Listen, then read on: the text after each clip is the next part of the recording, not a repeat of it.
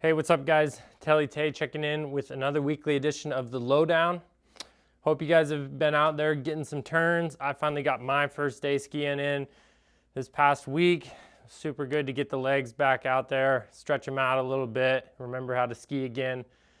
You know, definitely early season legs, but you know, felt good to get back on the skis, so definitely got me fired up for the rest of the upcoming winter. Today I wanted to talk about kind of some of the other items in my quiver personally, and kind of the stylistic choice of doing so.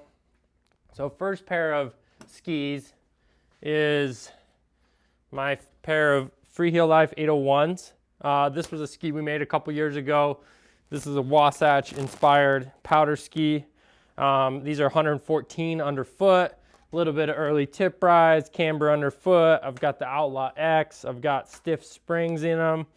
This is very much a downhill performance oriented setup. You know, it's a wide ski for, you know, hopefully a lot of the deep days that we get here in Utah. But, you know, I spend a fair amount of days on something like this. And, you know, I absolutely love the just power and control of a setup like this.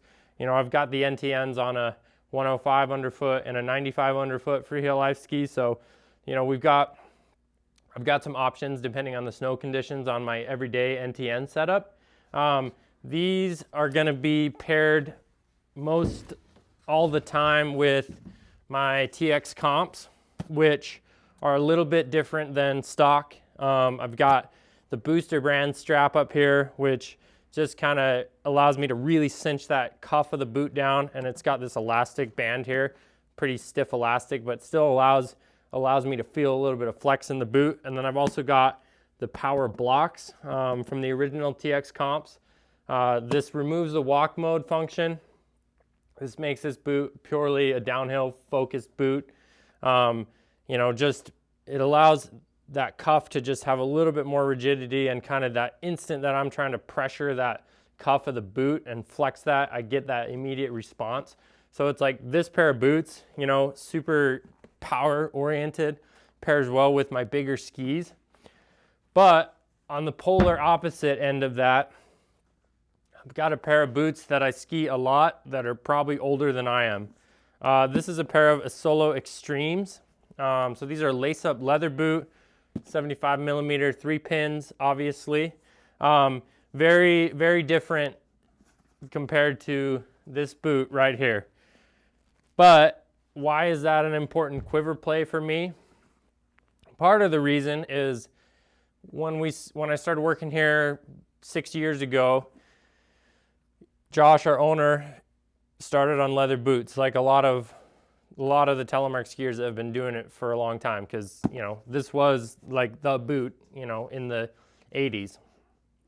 But this being older than me forced me, my first day on leather boots and 3 pins, to almost like relearn and rethink that a little bit. So, you know, for me, I would typically be pairing that with something similar to this.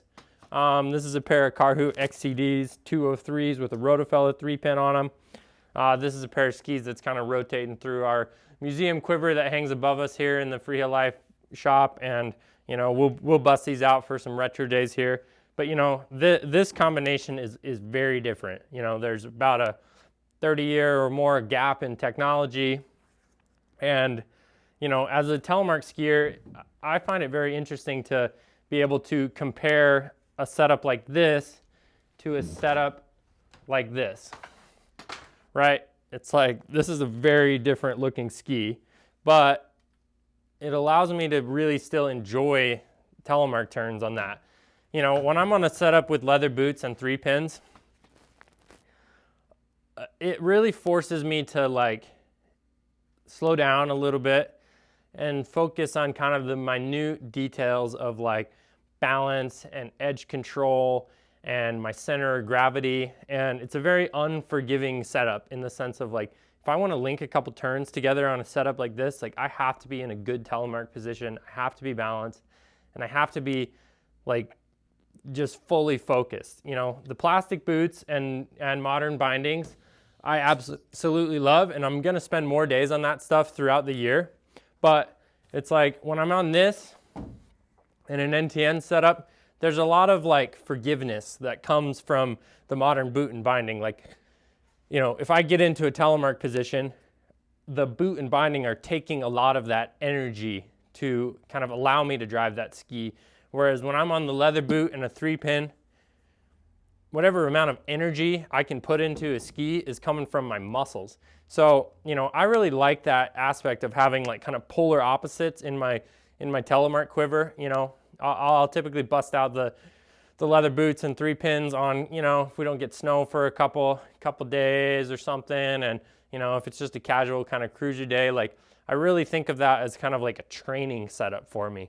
You know, I want to make sure that like when I'm on leather boots and 3-pins, like I was saying, you know, it's so unforgiving. Like you have to be perfect on it, that if I spend a couple days on my leather boots and then swap over to my NTNs, I think, man, this is so easy. I can make these skis do whatever I want. And so I really like that aspect of being able to compare kind of, you know, even on a day-to-day basis, or even on a couple runs in the morning and a couple runs in the afternoon, the differences of stuff, like, you know, it really shakes that up in my brain. Of it makes me focus a little more, makes me think about it a little differently, makes me try and finesse it a little differently. And, you know, like I started telemark skiing very young, so that may be different than some people, but, you know, for me, you know, when I hop on telemark gear, that's very normal. Like, you know, I almost have like the second nature of that. That's just normal to not have my heels attached and to be on a free heel setup. So, you know, sometimes it like gets a little bit subconscious, which, like, you know, when you're linking turns and you're not thinking about it, like that's a beautiful moment. Like that's the flow state we talk about. That's like, you know, linking those turns is like that's what I'm chasing, is like I want that feeling of, you know, I'm not thinking about it. I'm just seeing that next apex of the turn and that next apex of the turn. And it's like, as I'm in the present turn, it's like I'm thinking about the future turn. And, you know, the leather boots rewinds me a little bit. So it's like I have to think about the current turn a little more. So, you know, I like the fact that it challenges my brain, you know, mixes it up with the current setups. I totally would encourage you, if you could find a pair of something like this, you know, and find some old skis at a thrift store or something, or maybe you got something laying in the garage that you haven't taken out in a long time. You know, I think it's a really good way to train. You know, I really do call this like kind of my training setup, where it's just like, let's take away all the benefits of modern boots and bindings, and just like, let's go to like, this is my body and my muscles and my mind over those skis. And then, you know, get back on my new gear, and I think, you know, man, this is so easy. I can just do this without even thinking about it.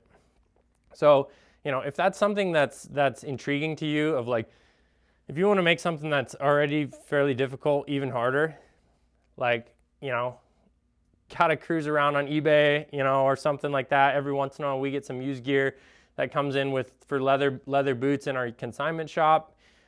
Certainly kind of tougher to find, you know, a good pair of leather boots, like, you know, but that's kind of one of my regular eBay searches of just, you know, I'm always kind of looking to add stuff to the quiver. You know, I've got a couple other pairs of leather boots. I have one that's the Solo Extreme Racer. If you guys remember that boot, that was like a big, tall, stiff 4-buckle leather boot. Very different than this even, but not quite the power of this. So, you know, if you're looking to shake it up this winter and really challenge yourself, I'd totally encourage you to bust out a leather setup. Like I said, I call it my training setup, and I think it's really, really fun to just rewind a little bit, you know, bring down to the very basics and kind of that early, like, you know, North American telemark setup that came from that Nordic background. You know, it's a lot of fun for us here at the shop. You know, that's part of our initiation for the new recruits. I kind of set that precedent as the first employee here, where, you know, Josh wanted to share that experience with me, and I certainly struggled that for a couple days. You know, I basically just slid down the mountain on my butt, but being able to have now be fairly proficient on the leather boots, I think has made me a stronger skier on my modern gear. So, you know, just kind of random thoughts for today about, comparing setups that are totally different. But if you're looking to mix it up this winter, I'd encourage you to check that out. That'll probably wrap it up for this week. Thanks for watching. As always, freeheellife.com, Freeheel Life on all the social medias, and the Telemark Skier Magazine by Freeheel Life YouTube channel. So throw some comments down below. Throw us a subscription if you haven't already on YouTube, totally free. We'll be posting content on a regular basis. We got my video, the Lowdown. We got Dosty's view. We got Josh doing the FHL Weekly. Used gear highlights from Nate. And hopefully now that we're starting to get some skiing in, we'll get you guys some stoke content, do some photos and videos of us skiing. We're super excited. Thanks for watching. We'll catch you next time.